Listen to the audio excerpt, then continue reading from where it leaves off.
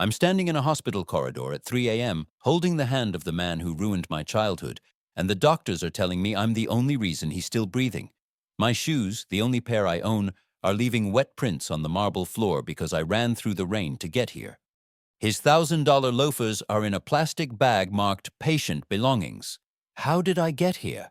How did Marcus Chen, the boy from the roach-infested apartment on Sullivan Street, become the emergency contact for Richard Ashford, the billionaire who once made me wish I'd never been born?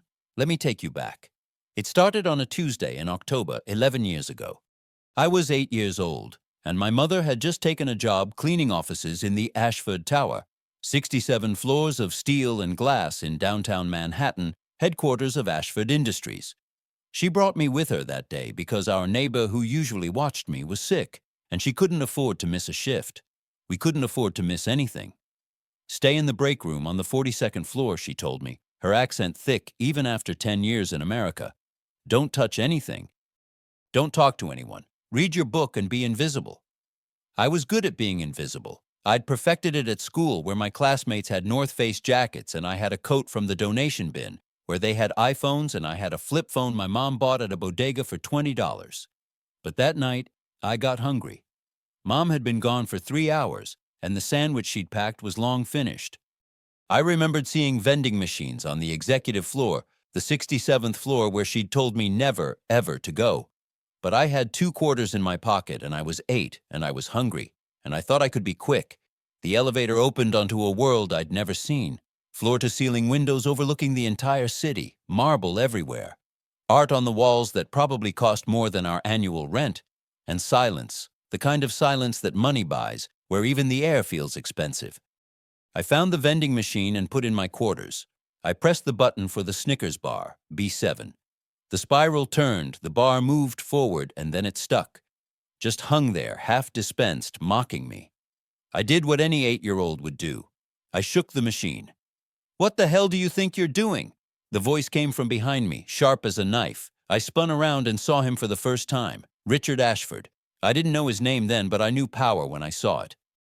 Mid-50s, silver hair, suit that probably cost more than my mom made in a month. He was holding a briefcase and looking at me like I was gum on his shoe. I'm sorry, sir. The machine took my money." "You're sorry?"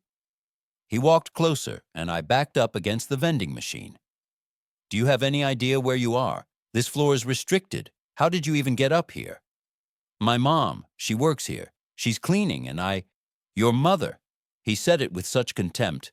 "Let me guess. She's one of the cleaning staff, and she brought her little charity case to work because she can't afford proper childcare." My face burned. I wanted to disappear into the floor. "You people," he continued, and that phrase, "you people," I can still hear it perfectly, the way he said it. "You think you can just go wherever you want, touch whatever you want. This machine?" He tapped it with his finger. "It's for executives, for people who actually contribute something to this company. Not for the cleaning lady's kid stealing snacks." "I wasn't stealing," I whispered. "I paid." "You paid?" He laughed, actually laughed. "You paid 50 cents? Do you know what my time is worth? You've just wasted approximately $300 of my time by making me stop and deal with this. Can you even conceive of that number? $300. That's probably more than your mother makes in a week scrubbing our toilets." I felt tears starting and bit my lip hard. I wouldn't cry. I wouldn't. "Please, sir. I'll go. I'm sorry. I'll never come up here again." "You're right about that." He pulled out his phone. "I'm calling security, and then I'm calling HR to find out which cleaning woman was irresponsible enough to bring her kid to work. What's her name?" My world collapsed. If Mom lost this job, we'd lose our apartment. We'd already been behind on rent twice. "Please don't." My voice broke. "Please, I'll leave right now. You'll never see me again. Please don't get my mom in trouble." He looked at me for a long moment, and I saw something flicker in his eyes. I didn't know what it was then. Now, I think it might have been shame. But it passed. "Fine. Get out of here. But if I ever see you on this floor again, or if I hear about any cleaning staff bringing their kids to work, I'll have them all fired. Do you understand?" I nodded and ran. I ran past the marble and the art and the expensive silence, and I ran down 42 flights of stairs because I was too scared to wait for the elevator. I ran until I found my mother, and when she asked why I was crying, I told her I'd fallen down. I never told her what really happened, but I never forgot. For the next 11 years, Richard Ashford was the villain in my personal story. When I was studying for my scholarship exams at midnight because we couldn't afford tutors, I thought of him. When I wore the same 3 shirts to high school on rotation, I thought of him. When I worked 4 part-time jobs during college because my financial aid didn't cover everything, I thought of him. You people. The cleaning lady's kid. $300, more than your mother makes in a week. I kept a picture of the Ashford Tower on my phone, not because I was obsessed, because I needed to remember what people with power could do to people without it. Remember how it felt to be made invisible, then punished for trying to exist. I graduated top of my class from NYU with a degree in computer science and a burning desire to build something those people couldn't take away from me. I started a small cybersecurity company with my roommate. It wasn't much. We worked out of a coffee shop for the first year, but it was mine. And then, last month, everything changed. I was walking home from the gym at 11 p.m., cutting through Washington Square Park because it was faster. The park was nearly empty. Just a few students, a homeless man sleeping on a bench, and me. That's when I heard the groan. It was coming from behind a tree near the fountain. My first instinct was to keep walking. New York had taught me that much, but something made me stop. Maybe because the groan sounded expensive. I don't know how to explain it, but it did. I found him crumpled against the tree. Older now, hair more white than silver, but unmistakably Richard Ashford. He was clutching his chest, his face gray, his breathing shallow. "Sir? Sir, are you okay?" His eyes opened, unfocused, dilated. "Help. Please." I should have walked away. Every cell in my body screamed at me to walk away. This was the man who'd humiliated an 8-year-old child, who'd threatened my mother's livelihood over 50 cents, who'd made me feel worthless. I pulled out my phone and called 911. While I waited, I knelt beside him. "Stay with me," I said. "Ambulance is coming." He grabbed my wrist. His grip was weak. My phone, left pocket, call Thomas, speed dial 2. I found the phone. A brand new iPhone 15 Pro Max in a case that probably cost more than my laptop. I hit speed dial 2. "Mr. Ashford?" A man's voice, professional, concerned. "This isn't Mr. Ashford. My name is Marcus Chen. I found him in Washington Square Park. He's having what looks like a heart attack. Ambulance is on the way." There was a pause. "Stay with him. I'll meet you at the hospital." "Which hospital?" "I don't. They'll decide. Tell them NYU Langone. Tell them to bring him to NYU Langone. I'll call ahead." "And Mr. Chen?" "Thank you." The ambulance arrived 6 minutes later. In those 6 minutes, I kept Richard Ashford alive. I talked to him, kept him conscious, loosened his collar and tie, a Hermes tie, I noticed, probably $800 of silk. "You're going to be okay," I kept saying. "Stay with me. Keep your eyes open." "Who?" he gasped. "Who are you?" "Nobody," I said. "Just someone who was walking by." They loaded him into the ambulance. "Are you family?" the paramedic asked. "No, I just found him." "You're the one who called it in?" "Yes." "You probably saved his life." Another 5 minutes and... She didn't finish. "You coming to the hospital?" I don't know why I said yes. I don't know why I climbed into that ambulance. But I did. NYU Langone's emergency wing for VIP patients is different from the regular ER. I learned this quickly. We bypassed the crowded waiting room and went straight to a private suite that looked more like a hotel room than a hospital. Within minutes, there were 5 doctors and a team of nurses. I waited in the hallway, suddenly aware of how I looked. Gym clothes, old sneakers, hair messy from running. A man in an impeccable suit appeared.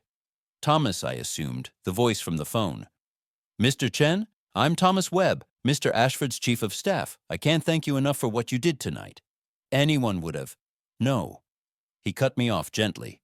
Most people would have kept walking. In fact, his security team is reviewing footage from earlier in the evening. At least 8 people passed Mr. Ashford before you stopped. You saved his life. A doctor emerged.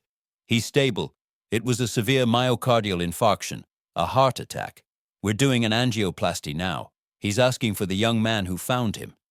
Thomas looked at me. Would you mind? I followed them into the room. Richard Ashford was on the bed, IVs in both arms, monitors beeping steadily.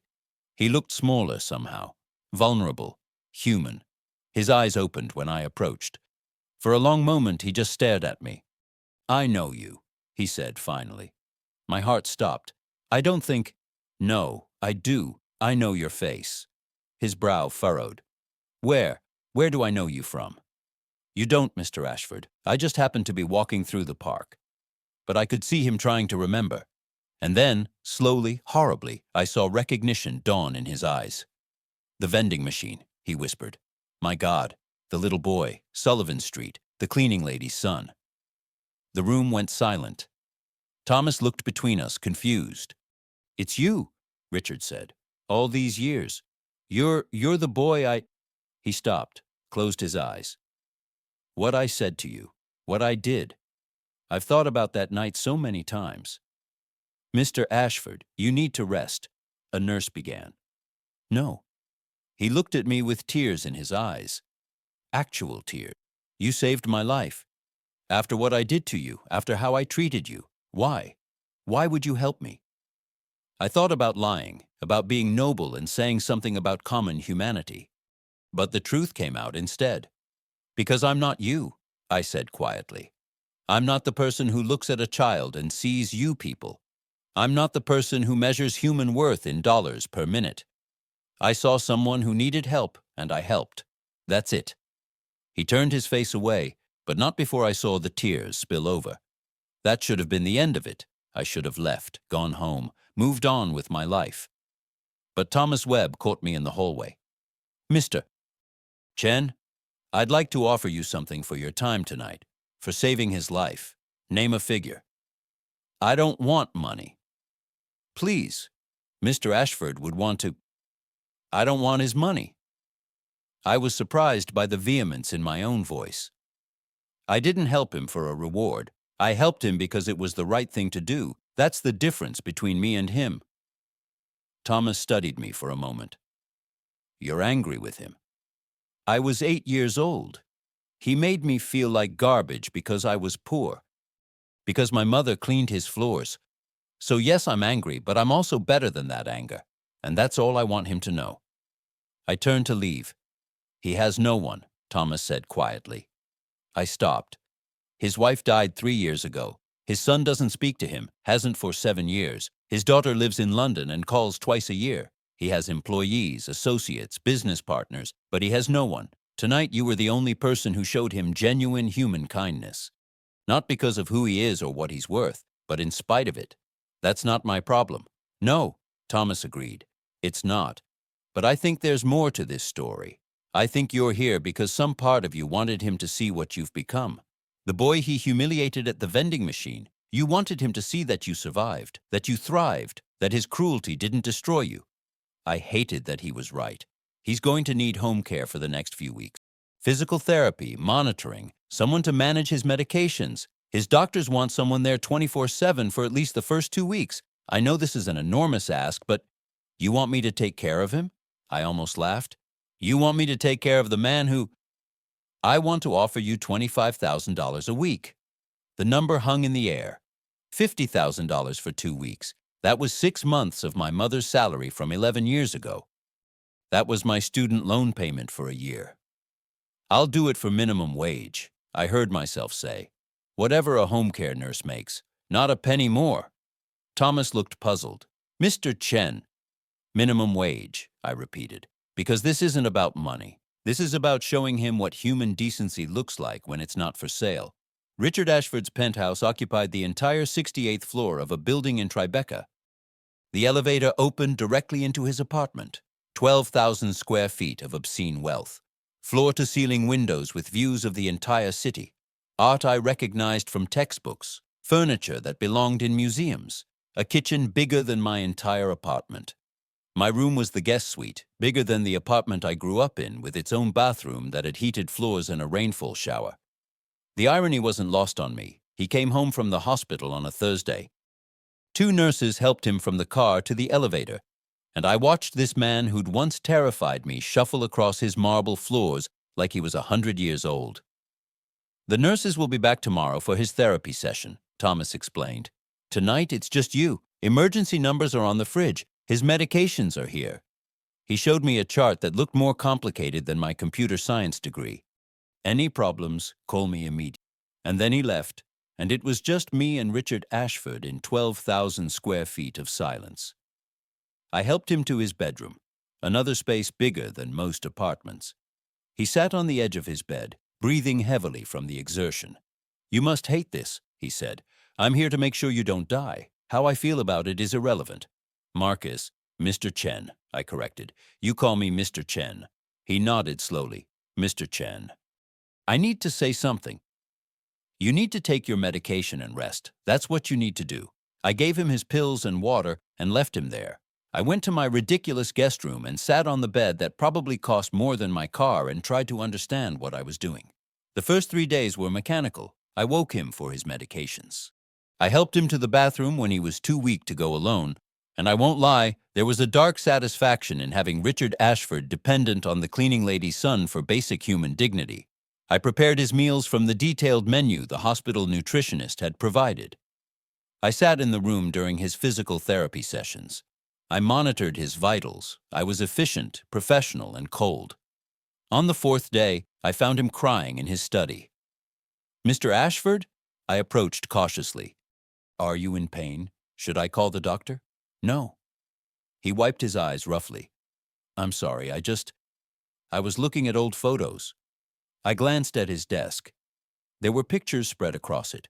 A beautiful woman, his late wife, I assumed. A young man and woman, his children. Photos of Richard himself, younger, laughing, human. I didn't cry at Catherine's funeral, he said suddenly. Did you know that? My wife died, and I stood there like a statue. Robert, my son, he said I was incapable of human emotion. Maybe he was right. I didn't respond. Wasn't sure how to. The night you found me, he continued, I'd been walking for hours. I'd gone to the park because that's where Catherine and I had our first date 35 years ago. I sat on the bench where I proposed to her and realized I couldn't remember the last time I'd felt anything real. Then my chest started hurting, and all I could think was, I'm going to die alone. I'm going to die and no one will care. Your staff cares. Thomas is paid to care. My children won't come to my funeral. I have 73 employees, 6 board members, and exactly 0 friends. He looked at me, and the only person who stopped to help me that night was someone I'd given every reason to hate me. I sat down in the chair across from his desk. Why did you do it? That night, with the vending machine. Why were you so cruel? He was quiet for a long time. Honest answer? That would be refreshing. Because you reminded me of someone. He picked up a photo. A boy, maybe 9 or 10, with a bright smile. This was me, before my father made his first million. We were poor, Mr. Chen. Really poor. Welfare poor. Food stamps poor. My father worked 3 jobs, and my mother took in sewing to help make ends meet. I stared at the photo. My father built Ashford Industries from nothing. And when he finally made it, when we finally had money, he had one rule. Never look back. Never remember what it was like to be poor. Never show weakness. Never, ever let anyone see you as anything less than exceptional. He set the photo down. So when I saw you that night, this little boy who was clearly poor, who clearly didn't belong in that space, I saw everything my father had taught me to despise. I saw everything I'd been taught to rise above. And I took out 11 years of my father's voice on an 8-year-old child. That's not an excuse. No, he agreed. It's not. It's just the truth. I became exactly what my father wanted, successful, ruthless, and utterly alone. After that night, something shifted. Not friendship. I wasn't ready for that, and I don't think he expected it, but honesty. Raw, painful honesty. He told me about his son, Robert, who'd wanted to be a teacher but was forced into business school. About his daughter, Emily, who'd married against his wishes and was cut off for 3 years. About his wife, Catherine, who'd begged him to slow down, to spend time with the family, to remember what mattered, and how he'd ignored her until it was too late. She had breast cancer, he said one morning while I was helping him through his exercises. Stage 2, very treatable. But I was in Hong Kong for a deal, then Singapore, then Tokyo. By the time I came home, it was stage 4. She died 6 months later. Did you ever apologize to your kids? I tried. Robert told me money doesn't buy forgiveness. He was right. I started to see Richard Ashford not as the monster from my childhood, but as something more complicated.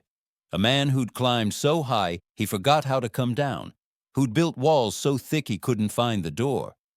One evening, while going through his medication schedule, I noticed something. Mr. Ashford, this prescription, it's for depression and anxiety. Yes? How long have you been taking these? 5 years. Since Catherine died. And you're seeing a therapist? He laughed bitterly. Richard Ashford doesn't need therapy. Richard Ashford needs to close deals and maximize shareholder value. That's your father talking. He looked startled. Then slowly he nodded. Yes, it is. The turning point came on day 9. I was in the kitchen making his lunch when Thomas called. Mr. Chen, I need to inform you of something. Mr. Ashford's son, Robert, has filed a petition to be declared his father's conservator. He's claiming Mr. Ashford is mentally incapacitated and shouldn't be making his own medical or financial decisions.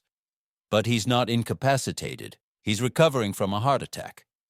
Robert is claiming his father's judgment has been compromised. He's pointing to some unconventional recent decisions. Like what? Thomas hesitated. Like hiring the son of a former cleaning woman to provide home care instead of qualified medical professionals. Like refusing comprehensive security.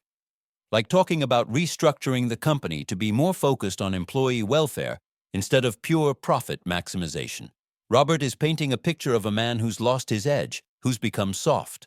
I felt anger rising. This is about money. Robert wants control of the company. That's my assessment as well. There's a hearing scheduled for next week. Mr. Ashford will need to appear and demonstrate his mental competence. I found Richard in his study, staring out the window at the city below.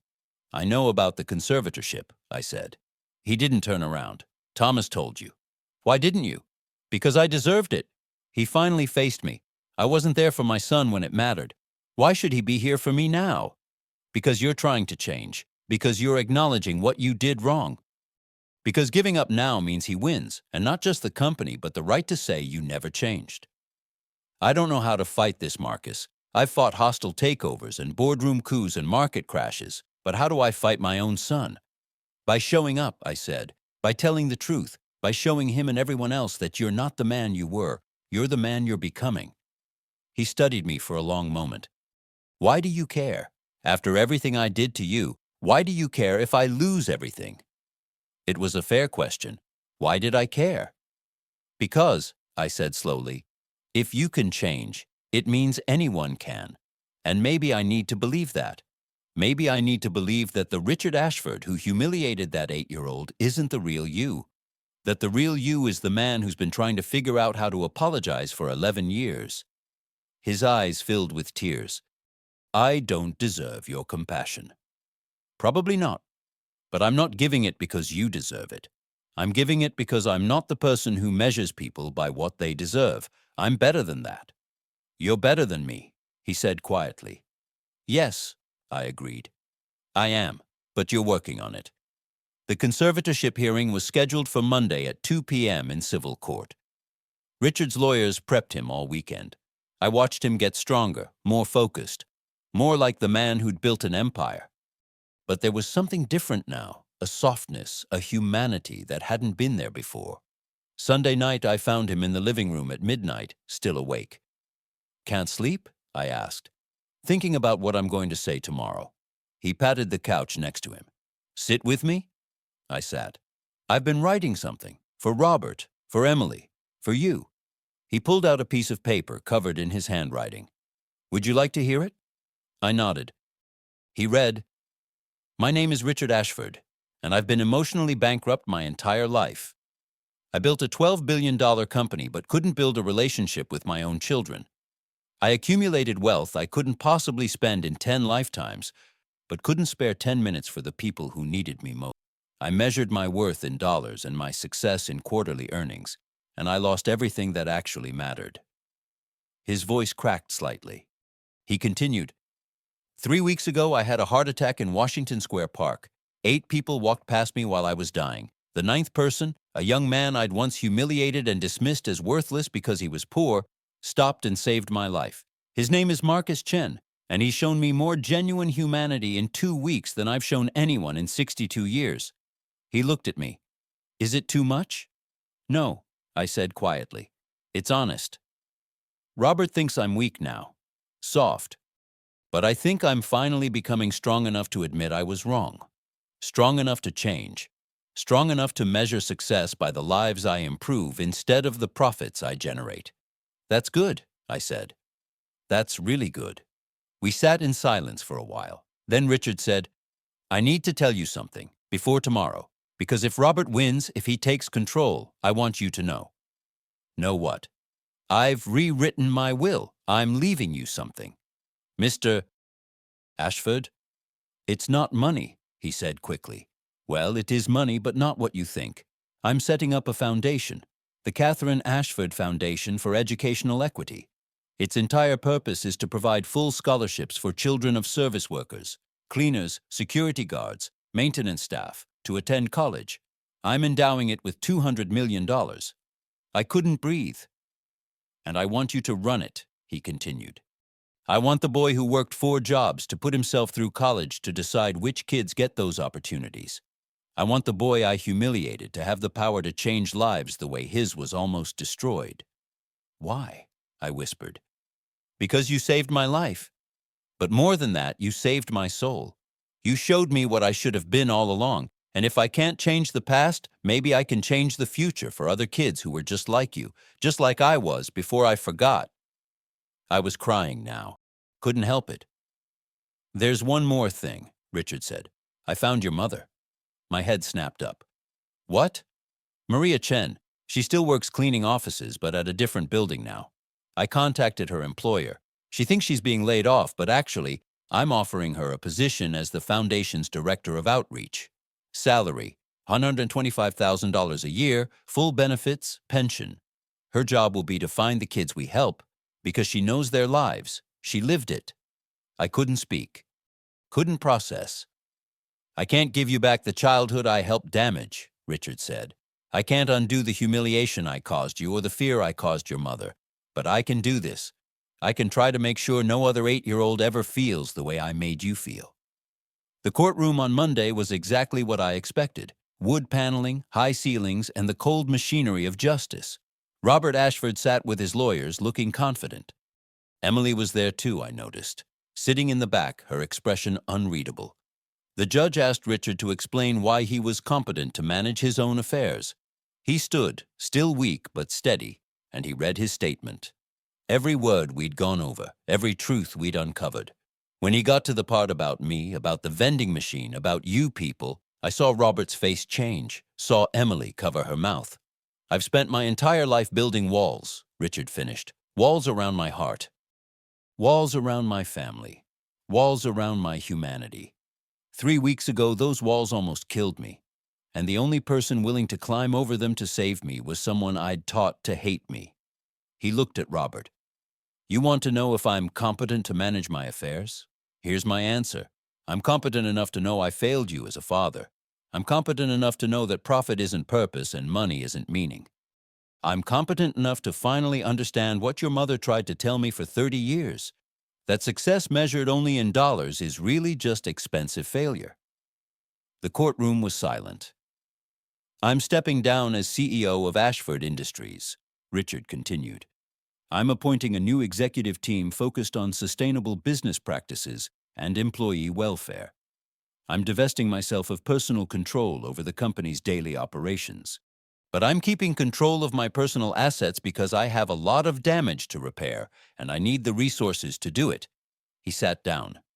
The judge asked Robert if he'd like to respond. Robert stood slowly, looked at his father for a long time. Then he said, I withdraw the petition. The courtroom erupted. The judge banged the gavel. But I was watching Emily, who was crying, and Robert, whose face was a mixture of anger and relief, and something that might have been hope. Outside the courthouse, Robert approached his father. Don't think this means everything's okay, he said. You have decades of shit to make up for. I know, Richard replied. I have a lot of apologies to make. And I know that sorry isn't enough, but I'd like to try, if you'll let me." Robert looked at me. "You're the one who found him?" "Yes." "The vending machine kid?" "That's me." He extended his hand. "Thank you for saving him, and for whatever you did to get through to him. Because this," he gestured at his father, "this is the man I remember from when I was very young, before the money made him into someone I didn't recognize." Emily joined us, and there was a family moment I felt I should step away from. But Richard called me back. "Marcus, I want you to meet my children properly. Robert, Emily, this is Marcus Chen, and I want you to know I'm giving him the power to speak for me on matters related to the foundation and my personal charitable work. He's earned a voice in this family's decisions." "We're not family," I said automatically. "No," Richard agreed. "But you're the person who showed me what family should be. You're the person who gave me a chance to become someone worth knowing. So whether you like it or not, you're stuck with us." That was 3 months ago. Tonight I'm standing in the ballroom of the Ashford Tower, yes, that tower, the one from my childhood nightmares, at the launch event for the Catherine Ashford Foundation for Educational Equity. My mother is here, wearing a dress we bought together, no longer cleaning these floors but standing on them as an honored guest. Her employer, her former employer, is here too, with 15 other companies who've agreed to partner with the foundation. Richard is at the podium talking about a little boy at a vending machine and how that moment changed 2 lives, the boy's and his own. The first scholarships will be awarded next month. 50 full-ride scholarships to kids whose parents clean offices, drive buses, cook in cafeterias, guard buildings, kids who know what it's like to be invisible, kids who need someone to see them. I'm running the foundation. My cybersecurity company is flourishing. Turns out having Richard Ashford as a client opens a lot of doors, and he's been very generous about introducing me to his network. But the foundation is my real work now, my purpose. Robert and Emily are on the foundation's board. We meet twice a month, and slowly, so slowly, they're rebuilding relationships with their father. It's not a fairy tale. There's still anger, still hurt, still years of damage to repair. But there's also effort. Real, genuine effort. After the event, Richard finds me by the windows, the same windows I'd stood by 11 years ago, terrified and humiliated. "Different view from up here now?" he asks. "Everything's different now," I say. "I owe you an apology," he says. "A real one. Not for almost dying and you saving me. For what I did to you when you were 8 years old." "You've apologized?" "No, not properly." He takes a breath. "Marcus Chen, I'm sorry. I'm sorry for making you feel small. I'm sorry for threatening your mother's job. I'm sorry for teaching you that people with money could hurt people without it and get away with it. I'm sorry for being exactly the kind of person the world doesn't need more of. And I'm grateful, so grateful, that you were better than me, that you saved me anyway, that you showed me what real strength looks like." I feel tears coming again. You know what's funny? I came here that night to prove something to you. To show you that I'd survived, that I'd succeeded despite you. But instead, you proved something to me. What's that? That people can change, that cruelty isn't destiny, that it's never too late to become who you should have been. He smiles, a real smile, the kind that reaches his eyes. The boy at the vending machine saved my life twice, once in the park, and once by showing me that life was worth saving. 3 years later, the foundation has funded 847 scholarships. 847 kids who might have been invisible are now visible, valued, supported. My mother heads a team of 12 outreach coordinators, all former service workers who know exactly which kids need help because they've lived those lives. Richard stepped down as CEO but stayed on as chairman of the board. Under his new leadership, Ashford Industries has become a leader in employee welfare and sustainable business practices. Profits are down 12%, but retention is up 400%, and the company is consistently ranked as one of the best places to work in America. Robert runs a teacher training program funded by the foundation. Emily opened a free clinic for uninsured workers in 3 cities. They have dinner with their father once a week now. It's not perfect, but it's real. And me? I still run the foundation. But I also speak at business schools about what happened at that vending machine, about the cost of cruelty and the power of second chances.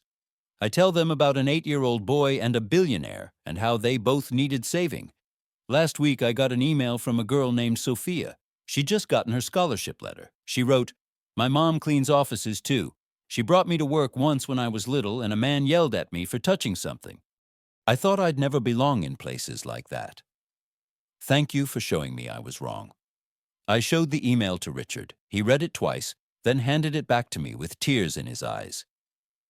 "Did you ever imagine," he asked, "that night at the vending machine would lead to this?"